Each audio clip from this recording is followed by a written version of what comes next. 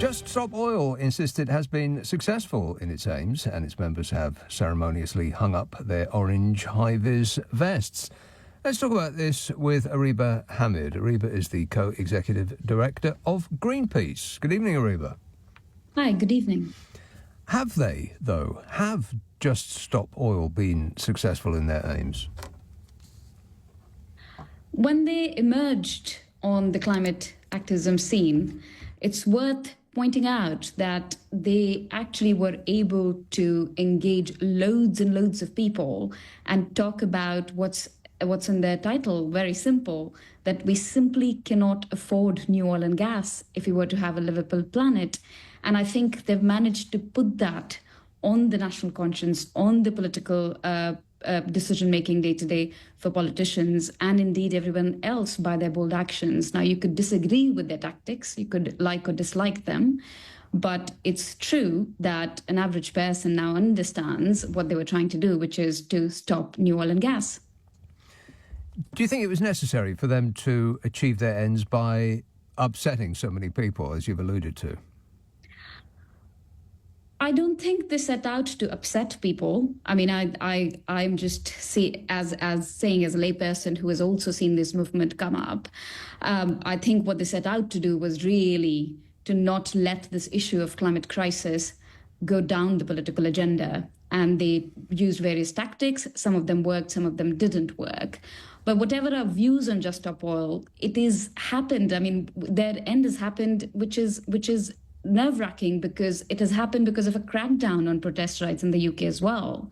And I think we need to think about that, how it affects us all, because right to protest is the life breath of any democracy. Yes. I mean, have they inadvertently actually caused that to happen, caused the government to take this opportunity to be authoritarian and crack down on our freedoms? I don't think so, because if you look at what the public opinion says, that's quite clear. Majority of the British public found that the sentences that were given to people for just appearing on a Zoom call to plan a protest, they saw it as way too harsh. And majority of the people also believe in the right to protest. In fact, there was a research last week that said that there are 89% of the people globally that want action on climate, more action on climate, not less. They've been dubbed as a silent majority. So whatever the government is doing is definitely out of step with what the public is thinking. So much so that UN Special Rapporteur last year, Michelle Faust, actually criticized the UK laws and saw them as too regressive. Yes, I agree with all of that. But is it not also indisputable that by taking the actions that they have, Just Stop Oil have, albeit inadvertently, actually but allowed the government the wiggle room to take these authoritarian actions against all protesters? No, because the protest is sometimes messy and inconvenient. If you look at all of the protest movements in history, none of them were actually popular at the time that they were happening. It's only with the benefit of hindsight that we can say what they managed to achieve, whether it was women's right to vote or right to roam in this country or same-sex marriage. Protests are, by definition, supposed to be provocative and messy. So it is wrong to actually compare that to and treat people, activists, peaceful activists, as violent criminals and shut them down.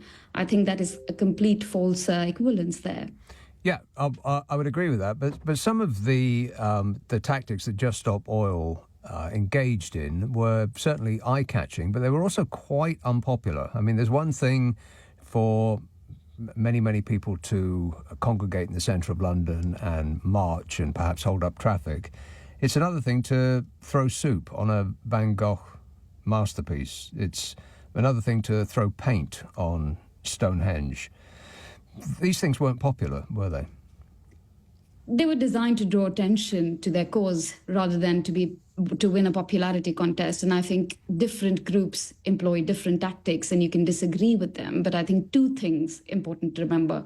One, that they were still peaceful and they took accountability for what they did. And second, that these things are in the long arc of history, when you look at it, one would realize that they were on the right side of history. What they were asking for is in line with what the scientists have been telling us, is in line with what the public opinion is, that we need to stop new oil and gas for a livable planet. And the government has, as you say, they've not licensed any new North Sea oil or gas licenses. But was it coincidental, perhaps? Is Just Stop Oil taking credit for something that was going to happen anyway? Because the North Sea oil is a depleted resource. I mean, it's become uncommercial. Yeah, the North Sea oil basin is an old and declining basin. However, it's worth remembering that under the Conservative government, in fact, Rishi Sunak, when he was standing up to run again as Prime Minister, tried to trash the net zero consensus and actually doubled down on issuing new oil and gas licenses. And he fought that on his election on that promise. And it was the Labour government that has come in now came in with the promise of no new oil and gas licenses. So there was a debate. And I think it's very hard when change happens to take it back to one particular thing that made that change happen. There were lots and lots of campaigners, including Greenpeace, including so many other groups who've been working on ending new fossil fuels, and all of us contributed to it. But I don't think it was a done deal. And I think even if you look at the debate right now, you've seen the opposition and opposition political parties actually making the argument that we need to double down on oil and gas, despite every scientific and commercial argument against it.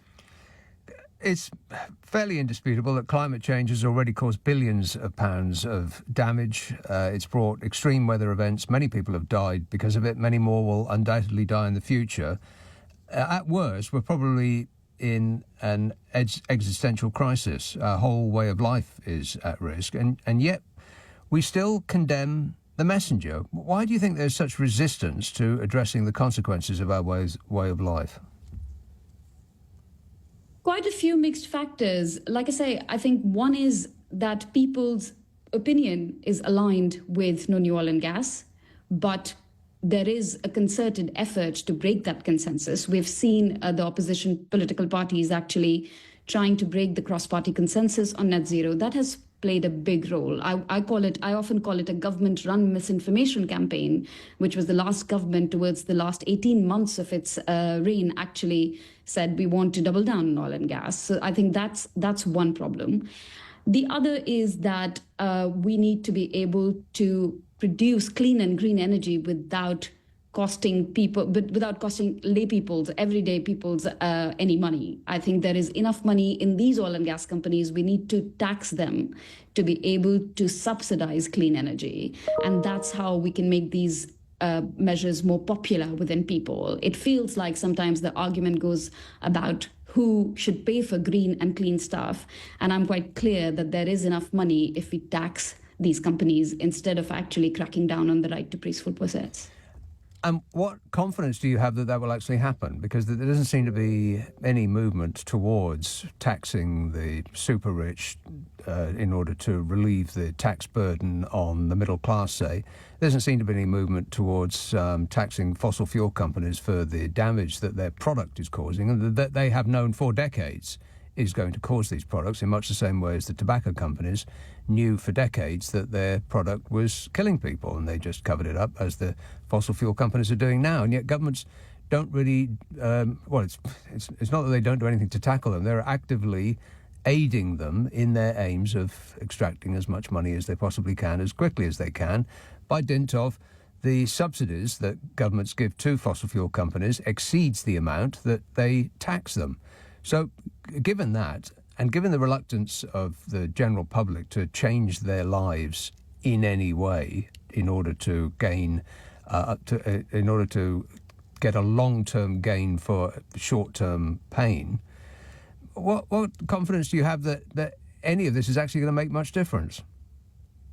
I remain optimistic because, one, like we already mentioned earlier in this conversation, this government was elected on the promise of no new oil and gas. That consultation is out as we speak and is in fact closing in 3 days, after which we will hear the government's decision, which automatically means that these big companies are going to have to rethink their business model. They cannot no longer rely on promising profits forever and forever for their shareholders. That is not going to happen. The other thing that's happening is very interesting is in the courts. Very recently, a court in the US asked Chevron to pay hundreds and millions of dollars towards the damages that they had caused to the local coast.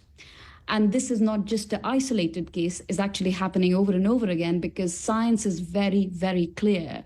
All the climate impacts are happening because of burning of fossil fuels. And scientists are telling us that these oil and gas companies have climate liability. That liability can be proven in courts, and courts are taking action. And combined with public opinion, like I said, 89% across the world, global population, want climate action. So these factors combined together can be a very powerful force. We've already seen the end of coal in this country. After 140 years, the last coal power plant shut down last year. And I've worked on this stuff for a very long time, and people used to tell me that is never going to happen. We are always going to be reliant on coal. So this has happened before, and I remain optimistic that will happen again. Yes, people might want change. They might want some sort of magic wand to wave everything better, but they don't want it to actually impact their lives in any way. They don't want to pay more tax, and they don't want to take fewer trips, and they don't want to turn the heating down. And we want to get to a place when we're not ruining our own environment, but nobody seems to be prepared to actually, or not enough people anyway, seem to be prepared to change their lives in order to make that happen. Is that not the sticking point?